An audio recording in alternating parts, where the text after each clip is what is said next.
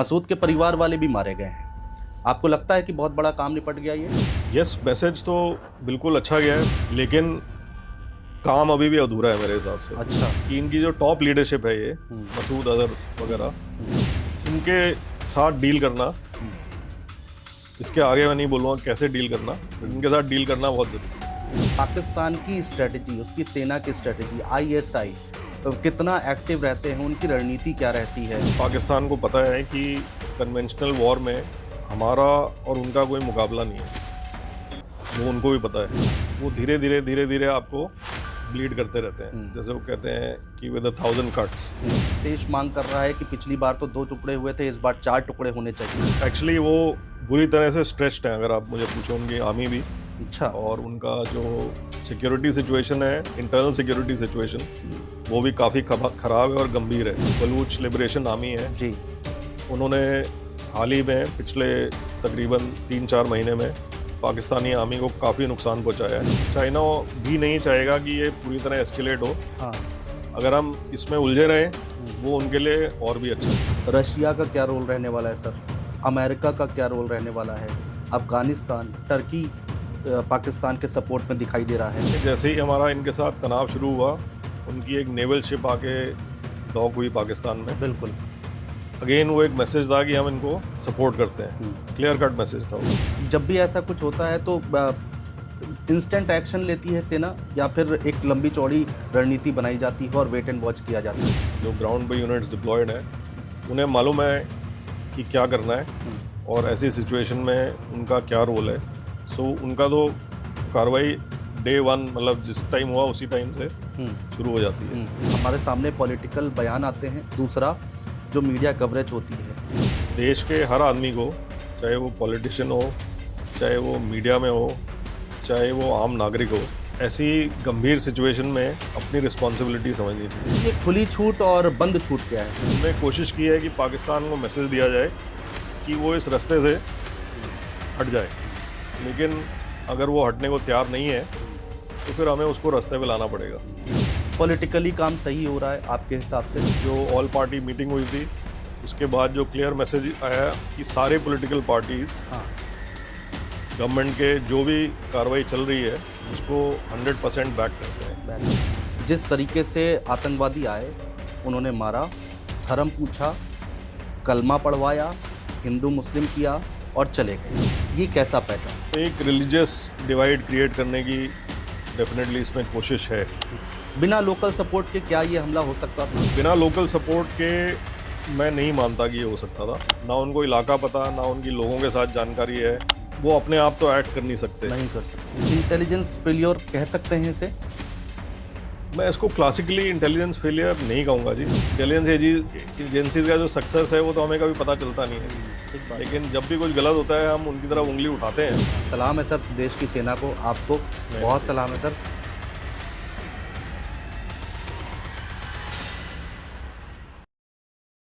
आज की डेट में भारत कहां खड़ा है, आज की डेट में पाकिस्तान कहां खड़ा है? युद्ध जब भी कुछ होता है तो उसके बाद की स्थिति क्या होती है, या फिर उस दौरान सेना कैसे काम करती है, स्ट्रेटजी क्या है, कौन किस पर भारी है, और सबसे बड़ी बात, जो भ्रामक खबरें फैलाई जा रही हैं उसके पीछे का सच क्या है, ये जानने के लिए हमारे साथ आज रिटायर्ड कर्नल मौजूद हैं, सर्वेश शर्मा जी। बहुत स्वागत है सर आपका, आपने समय निकाला हमारे लिए। सर सबसे पहले दर्शक को आप अपने बारे में बताइए सर, आपने कैसे कैसे सर्विसेज की, आपने क्या क्या देखा बतौर सेना में रहकर? जय हिंद जी। जय हिंद सर। पहले तो आपका बहुत बहुत धन्यवाद मुझे ये मौका देने के लिए। एंड आज हम जानते ही हैं क्या स्थिति है, सो उसके बारे में चर्चा इज़ गुड बिकॉज बहुत चीज़ें सुनने को मिलती हैं, बट उनको समझने के लिए थोड़ा सा पर्सपेक्टिव चाहिए होता है। जी जी। मैं सेना में जून 1990 में मैंने अपना दिल्ली से पढ़ाई करके मैंने schooling modern school Barakhamba road में की, कॉलेज रामजस दिल्ली यूनिवर्सिटी में किया। वो करके 1990 जून में मैंने इंडियन मिलिट्री एकेडमी ज्वाइन की। ओके। और 1991 दिसंबर में मैं कमीशन हुआ 16th battalion the Kumaon regiment में। तो मैं एक इन्फेंट्री ऑफिसर हूँ। मेरी सर्विस टोटल मैंने ऑलमोस्ट 32 ईयर्स सर्विस की, जिसमें से तकरीबन 23 साल मेरी फील्ड और ऑपरेशनल एरियाज़ में ही सर्विस रही। इसमें कि मैंने JNK में, नौगाम सेक्टर में, तंगधार में लाइन ऑफ कंट्रोल पे, श्रीनगर में, और सब सेक्टर हनीफ जो कि दोबारा लाइन ऑफ कंट्रोल का एरिया है पाकिस्तान के साथ, वहाँ पे सर्विस की। उसके अलावा नॉर्थ ईस्ट में मणिपुर, असम, अरुणाचल, इन इलाकों में भी CI ऑप्स में मेरी सर्विस रही है। सो 32 इयर्स में मुझे एक अच्छा, जिसको कहते हैं, फौजी एक्सपीरियंस मिला ऑपरेशनल एरियाज में रहने के कारण, एंड उसके कारण थोड़ा सा आई फील कि मैं इस बारे में बातचीत बिल्कुल कर पाऊंगा आपसे। करगिल वॉर में भी शायद आप रहे थे, हमारी बात हाँ हो जी, रही थी, हाँ जी। तो आपने तो बहुत करीब से चीज़ों को देखा हुआ है। और आज देश के हालात क्या हैं, इंडिया पाकिस्तान के रिलेशन कहाँ खड़े हैं? अभी मेरे हिसाब से इंडिया ने जो भी कार्रवाई की थी अभी तक, वो बहुत ही रिस्पॉन्सिबली और एक बहुत ही मेजर्ड और नपे तुले तरीके से की थी। जी। पहली जो हमारी स्ट्राइक्स थी वो सारी टेररिस्ट इंफ्रास्ट्रक्चर के ऊपर ही थी। उसमें ना कोई मिलिट्री टारगेट था, ना कोई सिविलियंस को कोई नुकसान हुआ वहाँ पे। तो भारत का मैसेज पाकिस्तान को बिल्कुल क्लियर था कि जो आप टेररिज्म को सपोर्ट कर रहे हो, उस चीज़ को हम लोग बर्दाश्त नहीं करेंगे। तो बहुत मेजर्ड और बिल्कुल प्रिसाइज रिस्पॉन्स थी। उसके जवाब में जो पाकिस्तान ने किया, कोशिश की 2 बारी। फर्स्ट टाइम तो बिल्कुल ही उनको सफलता नहीं मिली। कल फिर हमने देखा शाम को और रात को क्या बीता है जी। तो उन्होंने हमारे मिलिट्री टारगेट्स को टारगेट करने की कोशिश की है। उससे पहले उनके पहले अटैक जो फेल हुआ, उसके बाद इंडिया ने भी उसका जवाब दिया। अगेन वो बिल्कुल मेजर्ड जवाब था, जिसमें एक मैसेज भी था। आप अगर देखेंगे कि तो लाहौर में जो उनका एयर डिफेंस सिस्टम है, उसको निकाला गया, और अमूमन मिलिट्री टारगेट्स के ऊपर ही स्ट्राइक किया गया। नाउ एयर डिफेंस सिस्टम को निकालने में एक मैसेज ये था कि आप जिस चीज़ को सोचते हैं जो चीज़ आपकी रक्षा करेगी, हम उसको भी टारगेट कर सकते हैं। तो उस टारगेटिंग में एक मैसेज भी था। एंड उसके बाद जो कल पाकिस्तान ने किया, उन्होंने डेफिनेटली एस्केलेट किया है। एंड मेरे हिसाब से हो सकता है कि दिस मे बी अ वे, एक तरीका वो फेस सेविंग का अपने लिए ढूंढ रहे हैं। अच्छा। क्योंकि उनकी आर्मी अगर कुछ नहीं करेगी तो उनका वहाँ पे वजूद ख़त्म हो जाएगा। उनका वजूद पूरा जो है वो इंडिया के खिलाफ कार्रवाई करने पे और कश्मीर को का प्रॉब्लम को लाइव रखने में ही उनकी एग्जिस्टेंस है पूरी। सो अगर वो जवाब नहीं देंगे तो उनके लिए भी मुश्किल है। सो हो सकता है इसके बाद इंडिया का डेफिनेटली रिस्पॉन्स होगा 100%। उसके बाद किस दिशा में पाकिस्तान कदम रखता है जी, उसके ऊपर मेरे हिसाब से जो कितना एस्केलेट होगा और कितना नहीं होगा, डिपेंड करेगा। अभी ये वॉर बढ़ सकती है, लग रहा है आपको? देखिए, अभी it is a critical juncture and hopefully मेरे हिसाब से पहले भी दोनों कंट्रीज़ ने काफ़ी तनाव रहा है पहले भी, एंड ऐसे तनाव को सही तरीके से मैनेज किया है। एंड जहाँ तक इंडिया का सवाल है, जैसे मैंने बोला, हमारा रिस्पॉन्स बिल्कुल मेजर्ड रहा है अभी तक, और बिल्कुल precise and with a clear message. हमने उसके अलावा कोई ऐसी कार्रवाई नहीं की है। सो अब मेरा ख्याल से the ball is in Pakistan court. And जहाँ तक एस्केलेशन लैडर का सवाल है, मेरा ख्याल से पाकिस्तान को ये बिल्कुल क्लियर होगा कि एस्केलेशन लैडर पे हर पड़ाव पे इंडिया को एडवांटेज है। अगर वो ज़्यादा एस्केलेट करेंगे इसको, तो मेरे हिसाब से वो उनके फ़ायदे में नहीं होगा। नुकसान ज़्यादा पाकिस्तान का होगा, आप ये कहना चाह रहे हैं? बिल्कुल। अब सर, आपने बहुत अच्छी खासा टाइम दिया है, अब लंबा समय रहा है आपकी सर्विस का। लड़ाई लड़ने का तरीका चेंज हुआ है क्या दो देशों में? इस बार ड्रोन से बहुत अटैक किए गए हैं, तो कुछ रणनीति चेंज हुई है क्या? इंडिया ने अपनी रणनीति चेंज की है क्या? अगर आप ये पैटर्न देखेंगे, ये पैटर्न मेरा ख्याल से आज की डेट में हर जगह फॉलो हो रहा है। चाहे आप यूक्रेन रशिया की लड़ाई देख लें, चाहे आप इजराइल और हमास और इजराइल और ईरान के बीच में जो हुआ वो देखें, तो वो भी सिमिलर पैटर्न पे ही रहा है। तो इसमें क्या है कि बिना आप अपने फोर्सेस अंदर भेजे, आप जो डेटरेंस है वो ला सकते हैं, जो आपने मैसेज दुश्मन को देना है वो दे सकते हैं।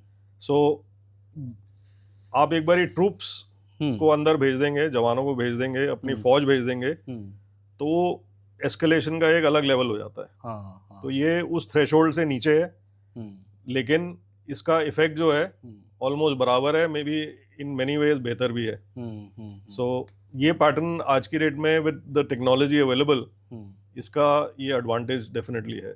अच्छा सर, बीएसएफ और आर्मी कैसे काम करती है? घुसपैठ लगातार हो रही है, अब दोनों के बीच में टेंशन चल रही है, दोनों देशों के बीच में वार पलटवार किया जा रहा है, मिसाइलें छोड़ी जा रही हैं, ड्रोन अटैक किए जा रहे हैं, उस दौरान भी घुसपैठ हो रही है। तो उस घुसपैठ को रोकने के लिए सेना कैसे काम करती है, या फिर अभी उस क्या स्ट्रेटेजी होगी? हालांकि हम बहुत खुल के बात नहीं कर सकते हैं, लेकिन मोटे तौर पर अगर आप समझा पाएं। ऐसा है कि जी, जो बॉर्डर मैनेजमेंट है उसमें बीएसएफ और आर्मी दोनों बिल्कुल मिलके सीमलेसली काम इकट्ठे करते हैं। अच्छा।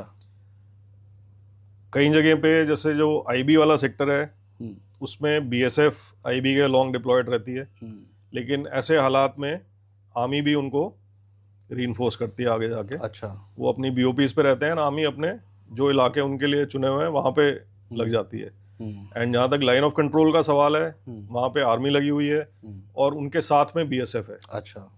सो ये जो अभी तनाव का माहौल है और जो फायरिंग चल रही है, जो शेलिंग चल रही है एलसी पे, इसका एज यूजुअल पाकिस्तान थोड़ा बहुत फ़ायदा उठाने की कोशिश करेगा घुसपैठ के लिए, क्योंकि उन्हें मालूम है कि अभी जो फोर्सेस हैं उनकी थोड़ी सी अटेंशन ज़्यादा इस एस्केलेशन के ऊपर होगी। बिल्कुल बिल्कुल। लेकिन मैं आपको ये भी यकीन दिला सकता हूँ कि जो फोर्सेस ग्राउंड पे हैं वो इस बात से बिल्कुल माइंडफुल रहेंगी कि पाकिस्तान का ये जो नफेरियस डिज़ाइन है ये रहेगा इन्फिल्ट्रेशन करने की कोशिश करने का। इसलिए आप अगर देखेंगे कि कल भी अभी न्यूज़ आई थी कि 7 या 8 जो इन्फिल्ट्रेशन करने की कोशिश कर रहे थे उनको मारा गया है बीएसएफ ने। बिल्कुल बिल्कुल। जो सांबा वाला सेक्टर है उसमें जी। सो जो फोर्सेस ग्राउंड पे डिप्लॉयड हैं, आर्मी बीएसएफ, वो डेफिनेटली इस चीज़ का ध्यान रखेंगे और जो काउंटर इन्फिल्ट्रेशन ग्रिड है जी वो जारी रहेगा। बिल्कुल सर, देश आज ये जानना चाहता है इस दौर में,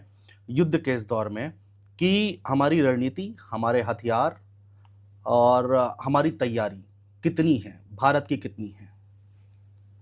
भारत की रणनीति तो आप देख ही रहे हैं किस तरह से अनफोल्ड हो रही है, और मेरा ख्याल से चाहे वो हमारी लीडरशिप हो, पॉलिटिकल लीडरशिप हो या मिलिट्री लीडरशिप हो, तीनों सर्विसेज की जो पैरामिलिट्री फोर्सेस हैं उसमें मेरा ख्याल से कोई कमी किसी तरह की नहीं है। बिल्कुल क्लियर ऑर्डर्स हैं, बिल्कुल क्लियर मैंडेट है। एंड जहाँ तक हमारे जवानों का सवाल है, उनके जोश में कोई कमी नहीं है, उनकी ट्रेनिंग में कोई कमी नहीं है। एंड अगर आप इक्विपमेंट वाइज भी देखेंगे, हमारे सामने ही है जो पिछले कुछ दिनों में हुआ है, जो हमारी सुपीरियॉरिटी है वो बिल्कुल उभर के सामने आ रही है। हाँ हाँ। कोई आपको लगता है क्या कि कहीं पर पाकिस्तान से लड़ने में हम कहीं कमज़ोर हो रहे हैं क्या, ऐसा कह सकते हैं? या फिर कोई रणनीति, कोई पार्ट ऐसा छूट रहा होगा जिस पे वर्क करने की ज़रूरत है?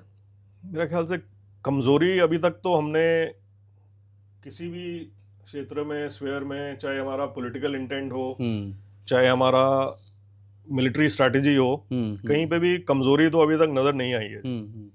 एंड जो हमने उनको जवाब दिया, जैसे मैंने बोला, बिल्कुल मेजर्ड और क्लियर मैसेज के साथ। जैसे मैंने बोला, पहला स्ट्राइक सिर्फ टेररिस्ट इंफ्रास्ट्रक्चर पे, क्योंकि वो एक टेररिस्ट एक्ट का जवाब था। एंड जो सेकंड स्ट्राइक हमने किया, उन्होंने जो कार्रवाई की उसके जवाब में, वो उनको ये मैसेज देने के लिए था कि आपकी जो मिलिट्री इंस्टॉलेशंस हैं और जो चीज़ आप सोच रहे हो आपको बचाएगी, उसको भी हम टारगेट कर सकते हैं। तो अगर आप अपने को यहीं तक सीमित रखें तो बेहतर रहेगा। सो कमज़ोरी तो अभी तक कहीं नज़र नहीं आ रही है। सर, आपको लगता है क्या कि पॉलिटिकल जिक्र किया आपने 2014 के बाद से या पिछले कुछ सालों में चीज़ें बदली हैं क्या? क्योंकि देश में ऐसी बातें भी हो रही हैं, सेना को लेकर खुली छूट का बात कही जाती है कि खुली छूट दे दी गई है। तो ये खुली छूट और बंद छूट क्या है सर? मेरा ख्याल से खुली छूट और बंद छूट तो कुछ नहीं है जी। इस बारी का जो ये टेररिस्ट एक्ट था, मेरा ख्याल से बहुत ही बर्बर और कायरतापूर्ण था, पहलगाम वाला। और इसका एक ज़ोरदार जवाब देना जिससे कि पाकिस्तान ऐसा करने से पहले कई बार सोचे और जो उनका टेररिस्ट इंफ्रास्ट्रक्चर है उसको भी डिसमेंटल करने के बारे में ध्यान दे, तो ऐसा रिस्पांस डेफिनेटली ज़रूरी था। एंड इंडिया ने, अगर आप देखेंगे, जो पहले भी स्ट्राइक्स हुई हैं, सर्जिकल स्ट्राइक्स हुई, बालाकोट हुआ, तो हमारा रिस्पांस हमेशा मेजर्ड रहा है। एंड हमने कोशिश की है कि पाकिस्तान को मैसेज दिया जाए कि वो इस रास्ते से हट जाए, लेकिन अगर वो हटने को तैयार नहीं है तो फिर हमें उसको रास्ते पे लाना पड़ेगा। एंड मेरे ख्याल से अभी वही कोशिश जारी है। एंड ये तो एक, मेरा ख्याल से operation Sindoor is an ongoing operation, अभी कोई ख़त्म तो हुआ नहीं है, हुआ है, अभी भी चल ही रहा है। एंड इसके आगे भी मुझे यकीन है कि हमारी जो गवर्नमेंट है ऐसे एक्शन लेती रहेगी जिससे कि पाकिस्तान को मजबूर किया जाए कि वो टेररिस्ट को सपोर्ट ना करे, और अगर यदि करे तो उसको ऐसी सज़ा दी जाए कि वो याद रखे। पॉलिटिकली काम सही हो रहा है आपके हिसाब से, आप बाहर से बैठ के देख रहे हैं तो? हाँ जी, एज ए लेमैन जो हम देखते हैं उसमें तो कोई ऐसी कमी पेशी लग नहीं रही है, कोई ऐसी कमी पेशी लग नहीं रही है। जितने भी हमारे लीडर्स हैं, जो कैबिनेट मिनिस्टर्स हैं, जिन जिनका टास्क है ये, वो सब मेरे हिसाब से तो बढ़ चढ़ के, चाहे आप एक्सटर्नल अफेयर्स मिनिस्ट्री लीजिए, डिफेंस मिनिस्ट्री लीजिए, home ministry, prime minister's office, prime minister himself, सभी मेरे ख्याल से एकजुट हैं। एंड कल तो जो ऑल पार्टी मीटिंग हुई थी उसके बाद जो क्लियर मैसेज आया कि सारे पॉलिटिकल पार्टीज गवर्नमेंट के जो भी कार्रवाई चल रही है उसको 100% बैक करते हैं। एंड मेरे ख्याल से जितनी भी देश की हमारी जनता है वो भी हमारे एक्शंस को, गवर्नमेंट के एक्शंस को पूरी तरह बैक कर रही है। हाँ, पहलगाम का जिक्र आपने किया, थोड़ी चर्चा उस पर भी कर लेते हैं। जिस तरीके से आतंकवादी आए, उन्होंने मारा, धर्म पूछा, कलमा पढ़वाया, हिंदू मुस्लिम किया और चले गए। पहली चीज़, ये कैसा पैटर्न है? क्या इस पैटर्न से पहले भी हमला किया आतंकवादियों ने, या फिर इसके पीछे कोई रणनीति है, कोई स्ट्रेटजी है, कोई मैसेज देना है? क्या लगता है सर? इसमें मैसेजिंग तो डेफिनेटली उभर के आती है जी इस टेररिस्ट एक्शन में, कि एक तो उन्होंने, जैसे बताया जा रहा है कि इनको सेग्रीगेट किया, उनका धर्म पूछा, तो एक रिलीजियस डिवाइड क्रिएट करने की डेफिनेटली इसमें कोशिश है जो उभर के आती है इससे। एंड सेकेंडली, फैमिलीज के सामने उनको मारा, उनको ये भी बोला, कुछ को जो उनकी स्टेटमेंट से निकल के आ रहा है कि आप जाके अपनी सरकार को बताना। बिल्कुल। सो वो भी एक मैसेज है। एंड तीसरा, क्योंकि अभी कश्मीर में पिछले कुछ सालों से सिचुएशन इम्प्रूव हुई है ऑन ग्राउंड, टूरिस्ट जा रहे थे खूब, जिससे कि बाहर की दुनिया में भी ये इम्प्रेशन था कि Kashmir is back on track. तो उस चीज़ को भी एक तरह से डिरेल करने की ये कोशिश है, जो वहाँ पे प्रोग्रेस हो रहा था। यूथ भी जो है, अगर प्रोग्रेस होगा, इकोनॉमिक प्रोग्रेस होगा, उनको जॉब्स मिलेंगी, उनको एम्प्लॉयमेंट मिलेगी, सिचुएशन नॉर्मलाइज होगी, तो वो इस गलत दिशा में जाएगा ही नहीं। बिल्कुल। लेकिन आप अगर उस पूरे इकोसिस्टम को शॉर्ट सर्किट करेंगे, एम्प्लॉयमेंट कम हो जाएगी, उनके इकोनॉमिक मीन्स, एम्प्लॉयमेंट मीन्स कम हो जाएंगे, तो ऑब्वियसली ज़्यादा चांस है कि आप उनको इंडोक्ट्रिनेट कर सको, थोड़ा उनका रुझान इस तरफ कर सको। तो इसमें डेफिनेटली मेरा हिसाब से सोची समझी साजिश थी है, with a clear cut intention. बिना लोकल सपोर्ट के क्या ये हमला हो सकता था? बिना लोकल सपोर्ट के मैं नहीं मानता कि ये हो सकता था।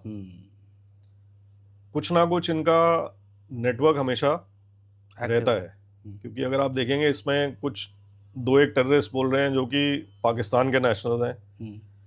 अब वो बिल्कुल नए कंट्री में इन्फिल्ट्रेट करके, ना उनको इलाका पता, ना उनकी लोगों के साथ जानकारी है, सो वो अपने आप तो एक्ट कर नहीं सकते।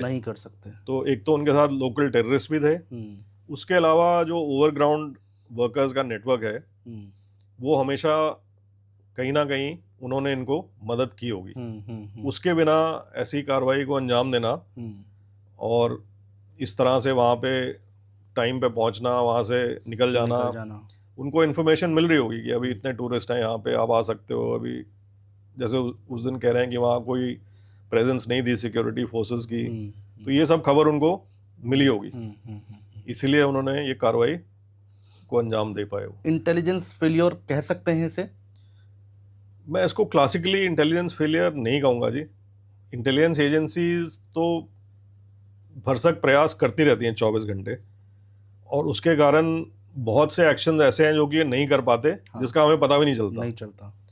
सो इंटेलिजेंस एजेंसीज का जो सक्सेस है वो तो हमें कभी पता चलता नहीं है जी। ठीक बात लेकिन जब भी कुछ गलत होता है हम उनकी तरफ उंगली उठाते हैं।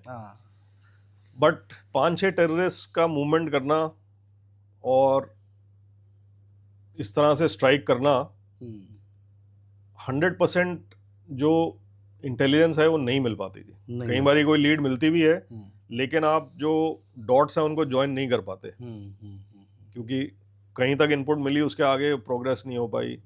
कोशिश करते हैं डेफिनेटली सभी इंटेलिजेंस एजेंसीज। यस, इसमें से मैं इतना ज़रूर मानूंगा कि we must learn a lesson, and जितना हम अपने इंटेलिजेंस को और स्ट्रेंथन कर सकें और जितना जो वेरियस एजेंसीज हैं उनकी इंटीग्रेशन बढ़ा सकें, जिससे कि ऐसी चीज़ भी पकड़ी जा सके, उसमें कोई हर्ज नहीं है। But I would not call it a classic intelligence failure.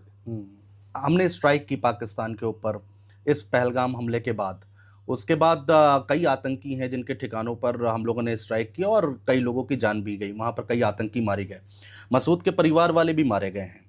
आपको लगता है कि बहुत बड़ा काम निपट गया ये? यस, मैसेज तो बिल्कुल अच्छा गया है, बिकॉज एलईटी के हेडक्वार्टर पे, जिसको अब उन्होंने नाम बदल के टीआरएफ किया हुआ है वो लश्कर तोयबा ही। फिर जेईएम के हेडक्वार्टर पे जो स्ट्राइक्स हुई हैं उनमें डेफिनेटली मैसेज है, लेकिन काम अभी भी अधूरा है मेरे हिसाब से। अच्छा, अधूरा मैं इसलिए कहता हूँ कि इनकी जो टॉप लीडरशिप है, ये मसूद अजहर वगैरह, इनको इनके साथ डील करना, इसके आगे मैं नहीं बोलूँगा कैसे डील करना, बट इनके साथ डील करना बहुत ज़रूरी है। सो अच्छा एक्शन हुआ है, अच्छी कार्रवाई हुई है, बहुत बढ़िया सक्सेस है, बहुत बढ़िया मैसेज है, बट थोड़ा सा काम अभी बाकी है। सर, आप तो करगिल वॉर में थे। पाकिस्तान की स्ट्रेटजी, उसकी सेना की स्ट्रेटजी, आईएसआई कितना एक्टिव रहते हैं, उनकी रणनीति क्या रहती है अभी आज के दौर में? अगर हम देखें मौजूदा हालात में, तो आज की डेट में पाकिस्तान की क्या स्ट्रेटजी हो सकती है? क्योंकि आपने तो देखा है, वॉर देखी है, उनके माइंडसेट को आप जानते हैं। देखिए, वैसे ऑन अ रेगुलर बेसिस आप देखेंगे, क्योंकि पाकिस्तान को पता है कि कन्वेंशनल वॉर में हमारा और उनका कोई मुकाबला नहीं है, वो उनको भी पता है। हाँ, ठीक बात है। पहले भी वो कितनी लड़ाइयाँ हार चुके हैं, वो भी उन्हें मालूम है। तो वो क्या है, चीपर ऑप्शन यूटिलाइज करते हैं ऑफ टेररिज्म।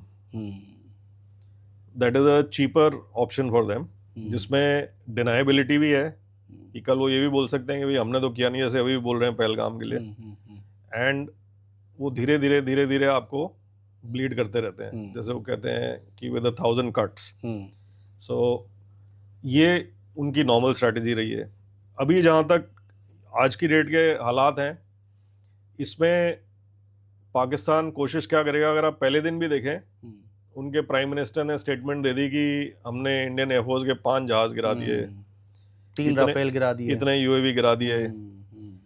सो जो भी कर रहे हैं उसको बढ़ चढ़ के अपने देशवासियों को बताने की कोशिश करेंगे कि हमने तो इंडियन आर्मी को और इंडिया को इतना नुकसान पहुंचा दिया। तो उनका ये प्रोपेगेंडा मशीन चलती रहेगी, बिकॉज ऑन ग्राउंड वो जो बोल रहे हैं वो नहीं कर सकते।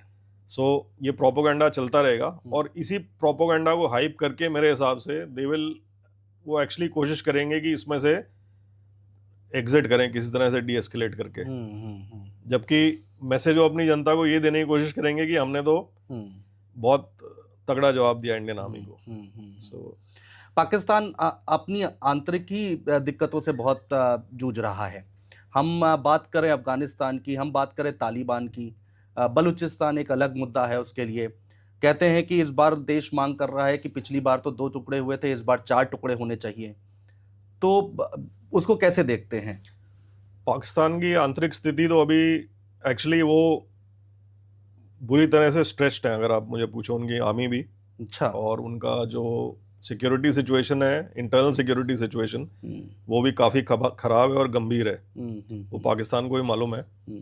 जो बलूचिस्तान वाला एरिया है, उसमें जो बलूच लिबरेशन आर्मी है जी, उन्होंने हाल ही में पिछले तकरीबन 3-4 महीने में पाकिस्तानी आर्मी को काफ़ी नुकसान पहुंचाया है एंड इनके खिलाफ वहाँ पे काफ़ी रेजिस्टेंस भी है। फिर आप अगर ये खैबर पख्तूनवा वाला एरिया देखें, जी। जो टीटीपी है, तहरीक तालिबान पाकिस्तान, वो एरिया, उसमें भी पाकिस्तान को काफ़ी बड़े चैलेंजेस हैं। अगर आप अफ़गानिस्तान का बॉर्डर देखें, वो भी अभी क्वाइट नहीं है। और अगर आप ईरान और पाकिस्तान का बॉर्डर देखें, पीछे आपको मालूम ही होगा कि वहाँ पे ईरान ने भी स्ट्राइक्स की थी, बिल्कुल, पाकिस्तान ने भी की थी। सो पाकिस्तान अभी पहले की तरह सिर्फ इंडिया की तरफ फोकस नहीं कर सकता।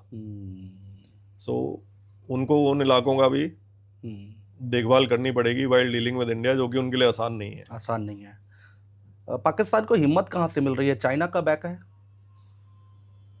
अगर आप मेरा पर्सनल व्यू पूछें तो I would say yes, 100%। And मेरा मानना ये है कि China will be very happy कि लड़ाई फुल फ्लेजेड ना हो और इंडिया इसी तरह पाकिस्तान के साथ उलझा रहे। अच्छा। क्योंकि अगर फुल फ्लेजेड लड़ाई हो गई तो उसके बाद पाकिस्तान तो इज ऑफ द टेबल जी। ठीक है ना जी। Then we can focus our attention and energies पूरी तरह से on our northern adversary. So I don't think China वो चाहेगा। उनके लिए ये सिचुएशन बेटर रहेगी कि हम इसके साथ उलझे रहें और थोड़ा थोड़ा हमारा जो अटेंशन है इस तरफ डाइवर्टेड रहे। अभी भी खबरें आई थी कि चाइना ने काफ़ी हथियार पाकिस्तान को दिए हैं, बहुत बैक कर रहा है। तो क्या आने वाले समय में भारत के लिए कोई खतरा हो सकता है, चाइना और पाकिस्तान दोनों को अगर हम एक साथ देखें तो? सी, वो तो खतरा हमेशा बना हुआ है जी, because Pakistan and China will always collude, उसमें कोई शक ही नहीं है। एंड पहले भी अगर आप देखेंगे, चाइना ने हमेशा पाकिस्तान की मदद की है। आज की डेट में भी 81% ऑफ पाकिस्तान के जो मिलिट्री इंपोर्ट्स हैं जी, वो चाइना से ही हैं। 81%।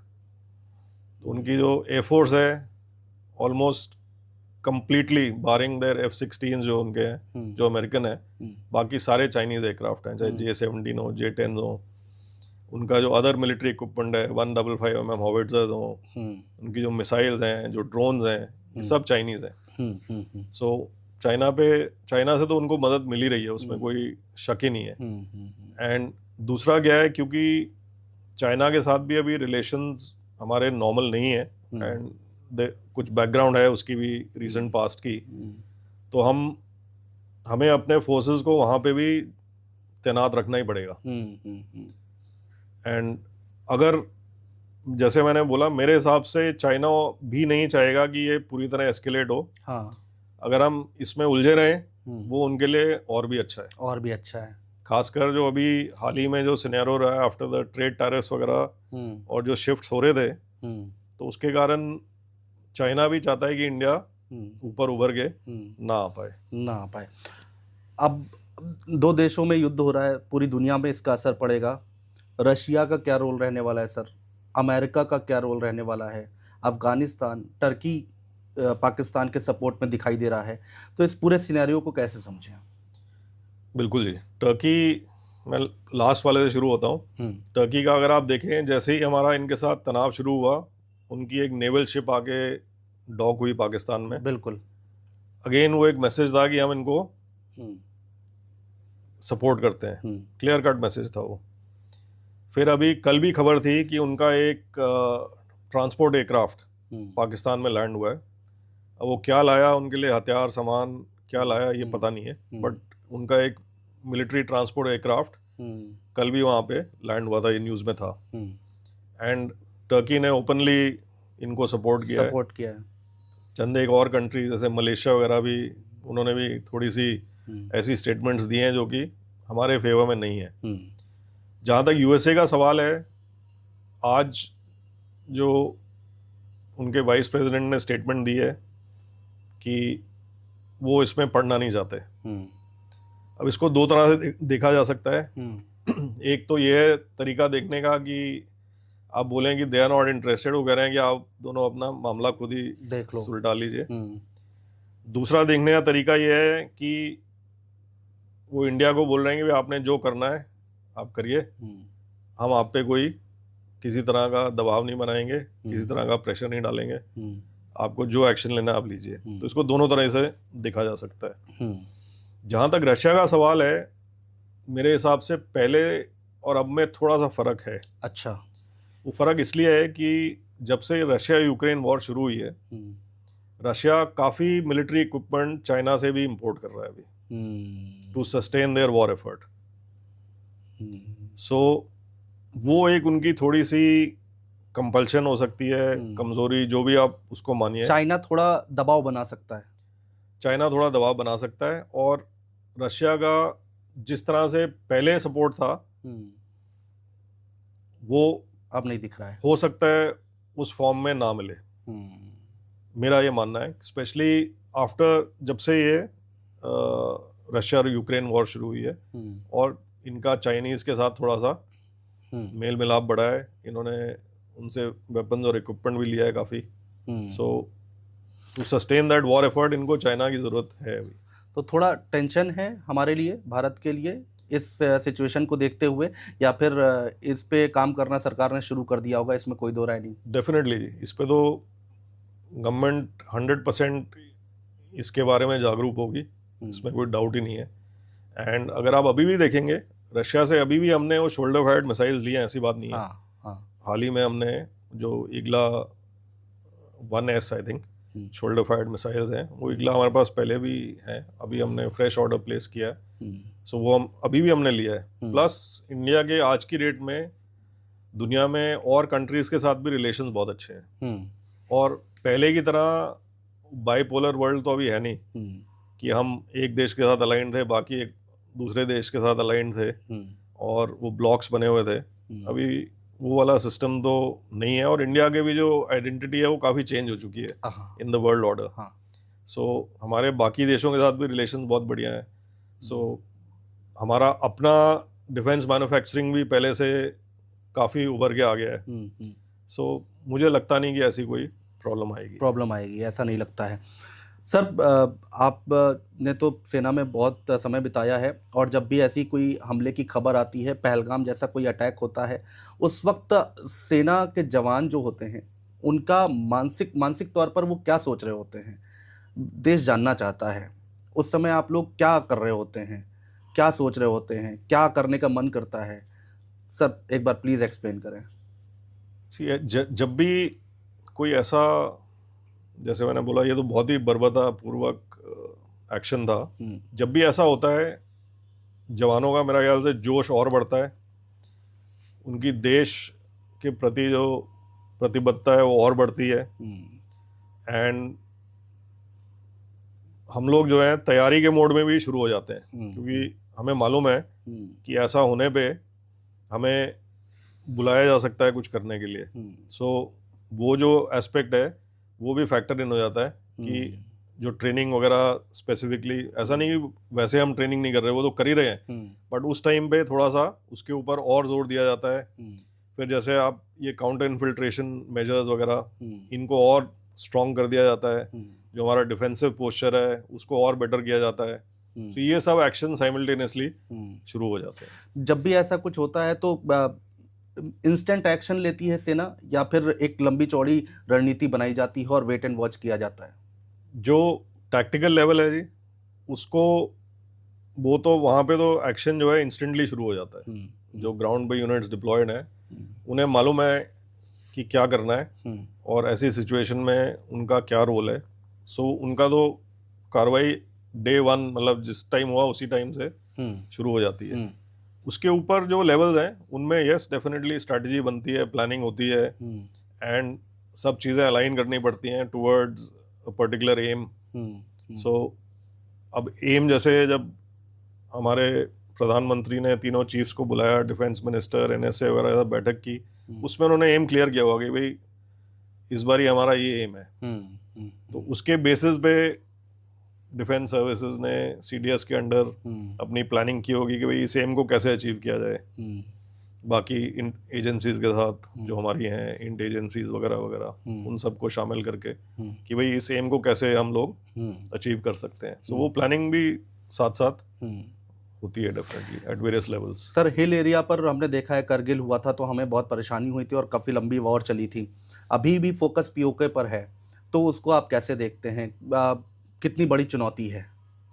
पहाड़ों की लड़ाई जी हमेशा बाकी जगह से कहीं ज़्यादा मुश्किल है, क्योंकि आपकी जो मनूवरेबिलिटी है वो भी कम है, जो फायर पावर का इफेक्ट होता है वो भी कम होता है, एंड जिसने डिफेंस ले रखा है पहाड़ों में उसको काफ़ी एडवांटेज रहता है जी। एंड कोई एरिया को पहाड़ों माउंटेन्स में कैप्चर करना आसान काम नहीं है। लाइक दिस है, हमारे यहाँ बोलते हैं कि माउंटेन्स ईट अप ट्रूप्स। जी। सो अगर आपने प्लेन्स में कोई कैप्चर करना है लोकेलिटी दुश्मन की, तो उसमें हम लोग जो सुपीरियरिटी अमूमन बात करते हैं कि हमारे 3:1, यानी कि हमारे 3 जवान और उनका 1 जवान जो डिफेंस में बैठा है, अटैक में हमारे 3 होने चाहिए 1 के लिए। माउंटेन्स में वही रेशो 10:1 हो जाती है जी। अच्छा। क्योंकि दुश्मन को उतना टेरेन जो है वो उतना बड़ा एडवांटेज देती है। सो एंड इसलिए टाइम भी ज़्यादा लगता है, ट्रूप्स भी ज़्यादा लगते हैं। ये सारी परेशानी करगिल में आई थी? डेफिनेटली जी, अगर आप देखेंगे कारगिल तो एक तरह से लोकलाइज्ड वॉर थी जी। Only in a particular sector, and वो बाकी एरियाज में कोई ऐसा स्प्रेड नहीं हुआ था जो ऑपरेशन है, सिर्फ कारगिल, बटालिक, तुर्तुक इन सेक्टर्स में था। बट उसके बावजूद हमने अपने काफ़ी रिसोर्स भी लगाए उसमें, बट क्योंकि वो टेरेन इतनी अनफॉरगिविंग थी, हाइट्स इतनी ज़्यादा थी, तो टेरेन, क्लाइमेट, एवरीथिंग मेड ने टास्क को थोड़ा और मुश्किल बनाया जी। जिसके कारण समय भी लगा, प्लस आपको प्लानिंग भी करनी पड़ती है, तो वो सब चीज़ें थोड़ा सा समय लेती हैं। तो सर, क्या वैसी सिचुएशन क्या पीओके में भी बन रही है क्या? मैं ये नहीं कहूँगा वैसी सिचुएशन बन रही है जी। इस बारी तो मेरा ख्याल से जो इनिशिएटिव है वो हमारे पास है। हमारे पास है। उस समय क्या था, इनिशिएटिव हमारे पास नहीं था, हम रिएक्ट कर रहे थे। अभी अगर आप देखेंगे हम रिएक्ट नहीं कर रहे हैं, we are the ones who are acting, and Pakistan जो है वो रिएक्ट कर रहा है। सो सिचुएशन अलग है, एंड अभी जो हमारे पास टेक्नोलॉजी है, जो वेपन सिस्टम्स हैं, उस टाइम से अब तक उनमें भी काफ़ी बदलाव आ गया है, फ़र्क आ गया है। सो सिनेरियो सेम तो बिल्कुल भी नहीं। देश में सर एक और बात चल रही है कि क्या भारत पीओके पर कब्जा कर सकता है? ये संभव है? संभव तो है जी, लेकिन अगर आप उसके लिए, जैसे हमने बोला, उनके जो अंदर और आंतरिक प्रॉब्लम्स चल रही हैं, वो सब अगर सब एक साथ अलाइन हो पाए तो डेफिनेटली पॉसिबल है। ऐसा भी नहीं है कि पॉसिबल नहीं है। पानी रोका गया पाकिस्तान का, वो कैसे समझे सर? जरा एक बार समझाइए, उसका कितना बड़ा इम्पैक्ट पड़ा और क्या वाकई पानी रोका जा सकता है? जनता थोड़ी कंफ्यूज है। आई थिंक सबसे जो स्टेप जो सबसे ज़्यादा इनको दर्द देगा इन द लॉन्ग टर्म, वो इंडस वाटर ट्रीटी का अबेयंस ही है एक्चुअली।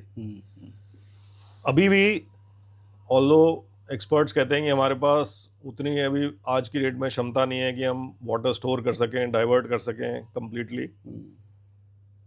डिस्पाइट दैट, अभी क्या है, कोई हमें उनसे डेटा शेयर नहीं करना जी। कब हम डीसिल्टिंग कर रहे हैं, कब हम पानी रोक रहे हैं, कब हम पानी छोड़ रहे हैं। सो आप उनके क्रॉपिंग पैटर्न के हिसाब से पानी बंद कर सकते हैं, छोड़ सकते हैं, जिससे कि उनको मैक्सिमम नुकसान हो सके।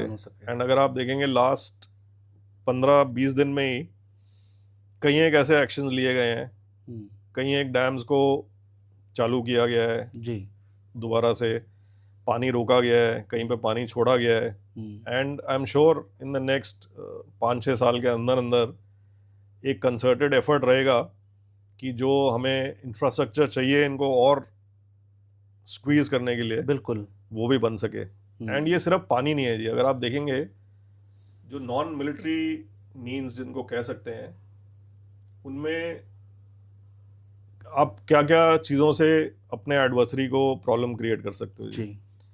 Food security, water security, energy security.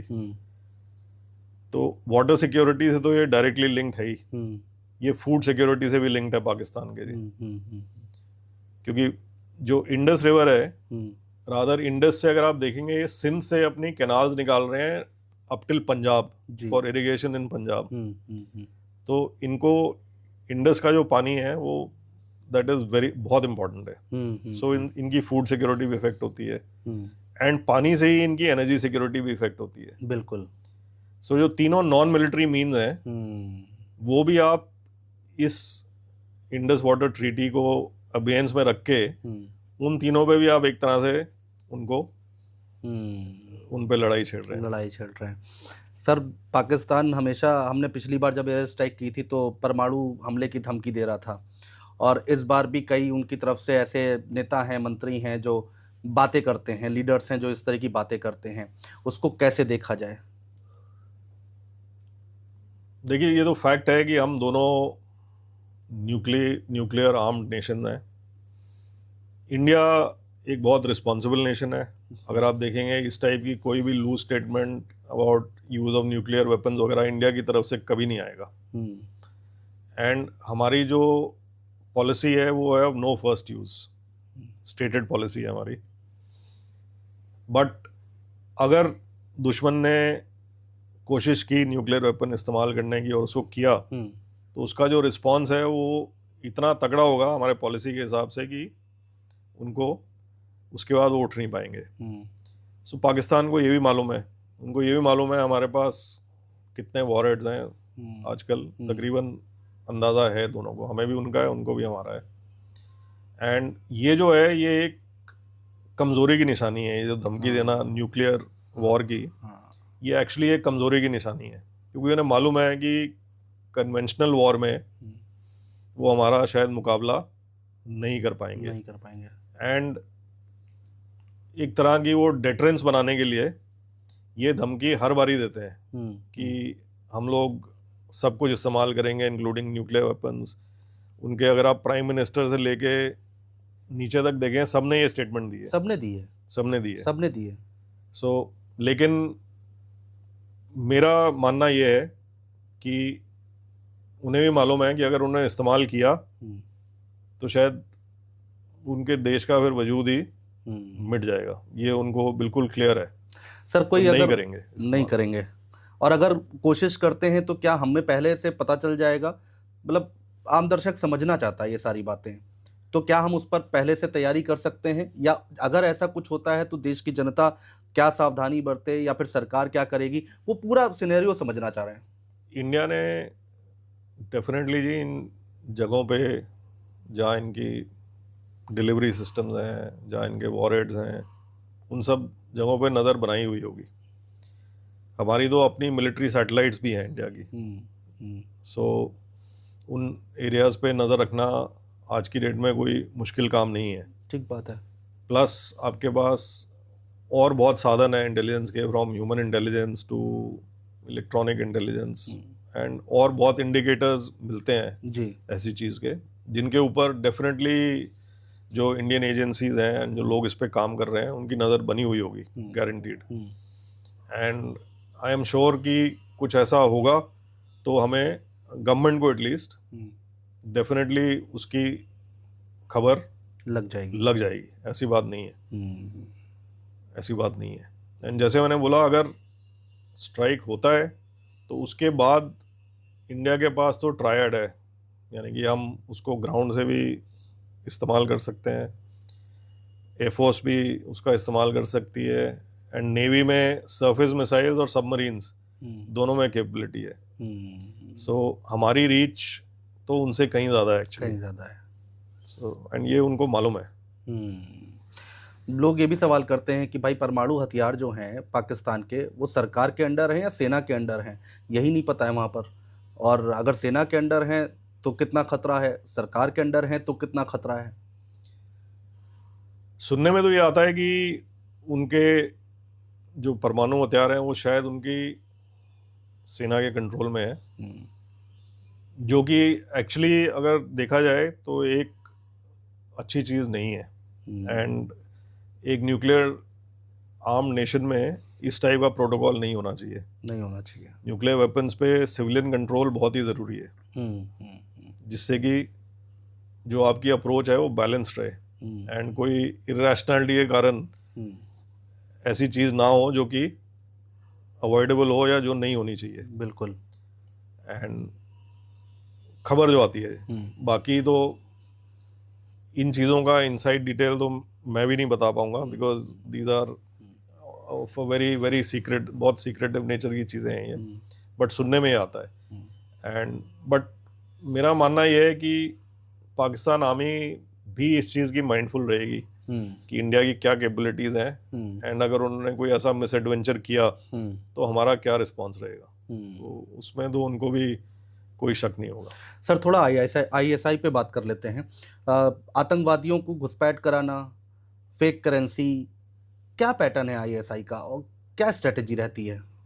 ISI जो है वही इनकी इंडोक्ट्रिनेशन से लेके ट्रेनिंग से लेके इक्विपिंग से लेके इनको इन्फिल्ट्रेशन में मदद करना, लॉन्च पैड्स वगैरह पे आईएसआई की प्रेजेंस रहती है, वो इनको अंदर भेजते हैं, इनके लिए गाइड्स मैनेज करना, अच्छा, इनको इनके कम्युनिकेशन की देखभाल करना, ये सारा जो है रिक्रूटमेंट करना, ये सारा आईएसआई देखती है।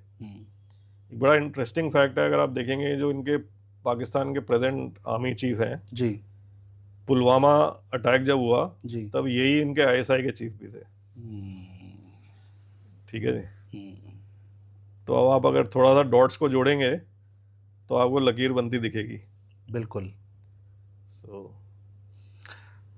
और जब घुसपैठ होती है तो सेना के सामने चुनौती क्या रहती है, जवानों के सामने चुनौती क्या रहती है? घुसपैठ का ऐसा है जी कि हमारा along the line of control in various tears counter infiltration grid है, एलसी से लेके रिसेप्शन एरियाज, उसके पीछे जैसे शमशाबाड़ी रेंज वगैरह रिसेप्शन एरियाज में, फिर हिंटरलैंड में। बट वहाँ का टेरेन, मौसम कुछ ऐसा है कि डिस्पाइट जो सेना के बेस्ट एफर्ट्स हैं जी, कुछ लोग घुसपैठ करने में फिर भी सफल हो जाते हैं। एंड आज की डेट में सिर्फ लाइन ऑफ कंट्रोल से ही घुसपैठ नहीं होती, इंटरनेशनल बॉर्डर से भी होती है। आपने सुना होगा कई जगह उन्होंने टनलिंग भी कर रखी है। बिल्कुल, बिल्कुल। कुछ लोग नेपाल के रास्ते भी आ जाते हैं। सो अंदर आने के तो कई एक तरीके हैं। एलसी पे चैलेंज वही है बेसिकली मौसम का एंड टेरेन का। थिक जंगल हैं बहुत जगह, जो माउंटेन्स के फोल्ड्स हैं, जो वेदर है, दिन में भी विजिबिलिटी इतनी है कि आप शायद अपना खुद का हाथ ना देख पाए अगर आगे करें तो। So those challenges are there. India ने जो एंटी इन्फिल्ट्रेशन ऑब्स्टिकल सिस्टम है which includes the fence, LC fence, LC fence भी नहीं बोलूँगा मैं उसको, AIOS ही बोलूँगा, एंटी इन्फिल्ट्रेशन ऑब्स्टिकल सिस्टम, वो भी लगाया है। उससे भी बहुत इन्फिल्ट्रेशन में कमी आई है। बट आप इतने लंबे बॉर्डर पे हर 1 मीटर पे जवान तो रख नहीं सकते। बिल्कुल। एंड जैसे मैंने बोला टेरेन एंड वेदर की जो चैलेंजेस हैं, एंड उनको फिर उस तरफ से भी पूरी सपोर्ट मिल रही है। जब उन्हें इन्फिल्ट्रेट करना होता है तो ये फायरिंग शुरू कर देते हैं दबा के उस तरफ से। उनको पूरी इंटेलिजेंस दी जाती है, उनको गाइड्स प्रोवाइड किए जाते हैं। सो और ये सब आईएसआई के उसमें बिल्कुल होता है। बिल्कुल बिल्कुल ठीक बात है सर जब भी ऐसा कुछ हमला होता है या फिर युद्ध छिड़ा होता है तो उस मौके पर जो हमारे सामने पॉलिटिकल बयान आते हैं, दूसरा जो मीडिया कवरेज होती है, आप इसको कैसे देखते हैं? आज भी हम देख रहे हैं कि किस तरह से क्या कुछ बातें या फिर खबरें किस तरीके से दी जा रही हैं, आप उसके लिए क्या कहेंगे? मैं तो यही कहूँगा जी कि देश के हर आदमी को, चाहे वो पॉलिटिशियन हो, चाहे वो मीडिया में हो, चाहे वो आम नागरिक हो, ऐसी गंभीर सिचुएशन में अपनी रिस्पॉन्सिबिलिटी समझनी चाहिए। और जो भी हमारे डिसीजन मेकर्स कर रहे हैं वो जो भी डिसीजन लेंगे वो देश के हित में ही लेंगे। बिल्कुल इसमें मेरे हिसाब से किसी को कोई शक नहीं होना चाहिए, नहीं होना चाहिए। एंड कोई ऐसा शक आपको कन्वे करना भी नहीं चाहिए, बिकॉज अगर आप कन्वे करेंगे तो एक्चुअली आप आपके देश को और अपने डिसीजन मेकर्स को आप कमज़ोर कर रहे हो। बिल्कुल सो ऐसी गंभीर सिचुएशन में अपनी रिस्पॉन्सिबिलिटी समझ के ही कार्रवाई करनी चाहिए और बात करनी चाहिए। प्लस ऐसे में जिसको फॉग ऑफ वॉर बोलते हैं, प्रोपेगेंडा भी है, इंफॉर्मेशन वॉरफेयर भी है। दुश्मन अपना नैरेटिव सुपर इम्पोज करना चाहता है, ठीक है कि नहीं, कि ताकि उसका नैरेटिव जो है वो आगे बढ़े। सो जो भी रिपोर्टिंग भी होती है वो भी बहुत सोच समझ के और रिस्पॉन्सिबली होनी चाहिए। हमने 26/11 पर देखा था कि किस तरह से हुआ था, अब उसको रिपीट करना ठीक नहीं है। मैं नाम नहीं लूँगा किसी का, लेकिन पिछली बार जब एयर स्ट्राइक हुई थी तो देश में सबूत मांगे गए थे। उस वक्त सेना क्या सोच रही होती, जवान क्या सोच रहा होता है? आई थिंक जब आपके देश के प्रधानमंत्री ने या राष्ट्रपति ने बोल दिया कि हुआ है तो हुआ है। तो हुआ है, उसके बाद कोई सवाल जवाब नहीं होना चाहिए। तो अगर आप सवाल जवाब करेंगे तो जैसे मैंने बोला, आप एक्चुअली देश को कमज़ोर कर रहे हैं। जो सैनिक आगे अपनी जान को दांव पे लगा रहे हैं, अब उनको भी, उनका मोराल को भी कमज़ोर कर रहे हैं एक तरह से, क्योंकि आप उन्होंने जो किया उस पर शक कर रहे हैं। सो मेरे हिसाब से वो रिस्पॉन्सिबल चीज़ नहीं है। लेकिन इस बार सब एक ही टेबल पर हैं, ये अच्छी बात है। यस, इस बार ही बहुत फ़र्क है। आई थिंक सब एक ही पेज पे हैं, सब ने अपना कंधा लगाया हुआ है सरकार के साथ कि वो जो भी करेंगे और जो भी एक्शन लेंगे वो उसको सपोर्ट करते हैं फुली। एंड मेरा ख्याल से पूरा देश भी, अगर आप देखेंगे आज की डेट में भी, डिस्पाइट द फैक्ट कि जो सिचुएशन है, सबने कल रात को लाइव टीवी पे देखा है क्या हो रहा था, बिल्कुल, उसके बावजूद भी जो देशवासी हैं मेरा ख्याल से सब बिल्कुल एकजुट है। एंड अगर उनको बोला जाए कि आप फ्रंट पे चले आओ तो वहाँ भी चले जाएंगे। ठीक बात है। सर, कश्मीर के लोगों के लिए क्या कहेंगे? आपने तो बहुत करीब से कश्मीर को देखा है। पहले क्या होता था, हमने तस्वीरें भी देखी हैं, और अब क्या हो रहा है वो भी हम देख रहे हैं। और जो लोकल कश्मीर के लोग हैं उनके बयान भी हमने अभी सुने हैं। तो कितना फ़र्क देख रहे हैं आप? मेरे ख्याल से अभी तो जो पहलगाम अटैक के बाद जो रिएक्शन आए हैं कश्मीर से, वो बहुत ही पॉजिटिव हैं, और इनको हमें एक्चुअली आगे बढ़ाना चाहिए। And through political means, through community engagement, किसी भी तरह से, मतलब इस चीज़ को हमें आगे बढ़ाना चाहिए, क्योंकि ये एक बहुत ही पॉजिटिव ट्रेंड है, और ये ट्रेंड पहले नहीं देखा गया था। नहीं देखा गया। सो ये एक नया और बहुत ही पॉजिटिव ट्रेंड है। मुझे याद आता है सर कि पहले जब कोई जाता था कश्मीर घूमने के लिए तो वहाँ पर लोग पूछते थे इंडिया से आए हो, और आज की डेट में ऐसा कोई नहीं पूछता। अब पिछले अगर आप 8-10 साल में बदलाव देखेंगे, बहुत बहुत बड़ा बदलाव है। एक तो ऑफ कोर्स आर्टिकल 370 हटा, हाँ, उसके बाद जो वहाँ पे economic development, funding, community engagement, operations भी टेररिस्ट के खिलाफ किए गए बढ़ चढ़ के, ये सब मिलजुल करके कश्मीर को थोड़ा सा नॉर्मलसी के रास्ते पे डेफिनेटली लाया था। एंड उसी का नतीजा है कि इतने टूरिस्ट वहाँ जा रहे थे, नहीं तो इतना टूरिस्ट क्यों जाएगा जी? ठीक बात है। उसके कारण वहाँ के लोगों में बदलाव आ रहा था, इनकम हो रही थी, लोगों इनकम हो रही थी, उनको इकोनॉमिक प्रोग्रेस दिख रही थी, उनको अपना फ्यूचर दिख रहा था वहाँ पे कश्मीर में। सो एंड मेरा ख्याल से वही एक रीज़न है कि आज ये जो नई आवाज़ उठ के आई है वहाँ से, सो वो इसी सब का नतीजा है। अच्छे साइन है ये आने वाले वेरी पॉजिटिव साइन, बहुत पॉजिटिव साइन है सर। अब आखिर में हम लोग हैं इंटरव्यू के, तो वॉर का भविष्य क्या दिख रहा है? इंडिया पाकिस्तान का फ्यूचर क्या दिख रहा है? देशवासी कंफ्यूज हैं। पाकिस्तान को मालूम है कि वो हमसे कन्वेंशनल युद्ध जीतने के हालात में नहीं है। कुछ तो उनकी खुद की कमियों के कारण, अगर आप देखेंगे न्यूज़ में भी आ रहा था, उनके पास जो फ्यूल है वो बहुत लिमिटेड है। जो उनके पास एमुनेशन है, स्पेशली आर्टिलरी एमुनेशन, उन्होंने काफ़ी अपना एमुनेशन यूक्रेन को बेच दिया जी। पैसा कमाने के लिए। हम्म, वहाँ पे भी उनको प्रॉब्लम है, उनकी इंटरनल सिचुएशन अगर आप देखें, हम्म, एंड अगर आप ओवरऑल फिगर्स भी देख लें of our military capability and their military capability, उसमें फ़र्क है, हम्म, काफ़ी फ़र्क है। बहुत आगे हम। तो वो भी समझते हैं इस बात को, हम्म, एंड तो वो भी फुल फ्लेजेड वॉर नहीं चाहेंगे, हम्म, बट क्योंकि वहाँ पे जो पाकिस्तान आर्मी है, हम्म, दे कॉल द शॉट्स, वो कंट्रोल करते हैं सिविलियन गवर्नमेंट को भी। बिल्कुल। तो एंड उनका पाकिस्तानी आर्मी का वजूद जो है और पावर, वो किस चीज़ से डिराइव करते हैं? इंडिया के खिलाफ हेट्रेड से, और ये कश्मीर प्रॉब्लम को अलाइव रख करके, हम्म, और ऐसे मिलिट्री एक्शन से ही उनको स्ट्रेंथ मिलती है। हम्म, तो इस बारी मेरा ख्याल से जो इंडिया ने किया है, उनके मिलिट्री टारगेट्स को भी स्ट्राइक किया, उसके बाद हम्म, वो कहीं पे इनको चुभा है काफ़ी हम्म, ज़्यादा हम्म, पाकिस्तान आर्मी को। हम्म, तभी आपको कल जो रिएक्शन दिखा, जी। वो आपने देखा, हम्म, जबकि वो भी इंडिया ने काफ़ी हद तक नाकारा किया। हम्म, सो मेरे हिसाब से वो अभी प्रोपेगेंडा करेंगे और कोशिश करेंगे अपनी जनता को बढ़ चढ़ के बताना कि हमने इंडियन आर्मी को इतना नुकसान पहुंचा दिया, हमने इंडिया में यहाँ स्ट्राइक करके ये कर दिया। वो आप देखें, वो पुरानी पिक्चरें ही लगा देते हैं फोटोग्राफ्स में, हाँ, हाँ। कहीं की कहीं। पिछले 2 दिन से सर हम देख रहे हैं यही हो रहा है। सो वो प्रोपेगेंडा करेंगे वो, हम्म, एंड फिर मेरे जहाँ तक मानना है, they will look for an exit plan and try and D escalate.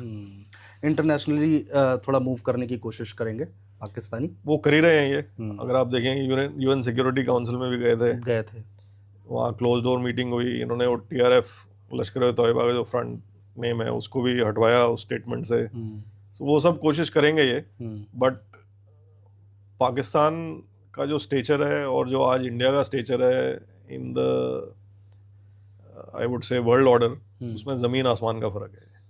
Sir 71 की जंग हमने देखी थी, ब्लैकआउट तब भी हुआ था, आज भी ब्लैकआउट की बात होती है। सर वो 71 था, ये अब सर 2025 है, तो क्या संभव है ब्लैकआउट करना? संभव है जी, बिल्कुल है, एंड ये तो आई थिंक एवरी सिटीजन की रिस्पॉन्सिबिलिटी भी है। ये एक सेफ्टी मेजर है जी। तब और अब में फ़र्क भी बहुत आ गया है। मैं नहीं मानता in targeting and in precision targeting. अब तो सैटेलाइट से सारा डेटा अवेलेबल है आपको, बिल्कुल। जो आपकी म्यूनिशन हैं वो भी गाइडेड हैं, बिल्कुल टारगेट पे जाती हैं, आपको पता है टारगेट कहाँ है। पुराने वाला ज़माना नहीं कि पायलट को देखना पड़ता है कि टारगेट कहाँ है और फिर एंगेज करना पड़ता है। वो सब चीज़ें बदल गई हैं, बट फिर भी ओवरऑल सिनेरियो में अभी कल आप एक इंस्टेंस ले लीजिए कि उनका कोई एयरक्राफ्ट अंदर आ गया, उसने कोई टारगेट एंगेज किया, अभी जाते जाते उसके पास कुछ एमुनेशन बचा हुआ है, उसको कोई एरिया लिट अप दिखा, वो कहेगा चलो मैं इसको यहीं डाल देता हूँ। So in the overall scheme of things, blackout वगैरह जो है एंड ये ड्रिल्स बिल्कुल सही है, बिल्कुल सही है। एंड इससे क्या है कि एक थोड़ा सा सारे सिटीजन में एक जागरूकता भी आती है कि क्या माहौल है। वो जागरूकता भी बहुत ज़रूरी है, बहुत ज़रूरी है। नहीं तो क्या है कि एक तरफ कुछ चल रहा है लेकिन जो आम आदमी है वो उससे बिल्कुल डिटैच्ड है। सो ये क्या है, थोड़ा सा कड़ी को जोड़ देता है, इन्वॉल्व कर देता है। मेरे हिसाब से ये बिल्कुल ठीक है। ठीक है, तो जनता को जो है, पब्लिक को जो सरकार कह रही है उसको फॉलो करना है।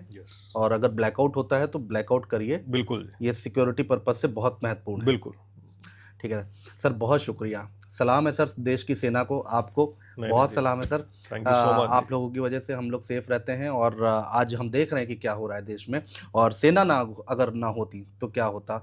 और आज देखिए भारत पाकिस्तान का युद्ध जो कि छिड़ चुका है, पहला कदम बढ़ा दिया गया है, और हमारी देश की सेना जो कि लगातार बॉर्डर पर डटी हुई है, देश के अंदर डटी हुई है, लगातार मुंहतोड़ जवाब दे रही है। बहुत बहुत शुक्रिया सर हमारे साथ जुड़ने के लिए, बातचीत करने के लिए। Jai Hind sir. Thank you जी, माय प्लेजर। जय हिंद।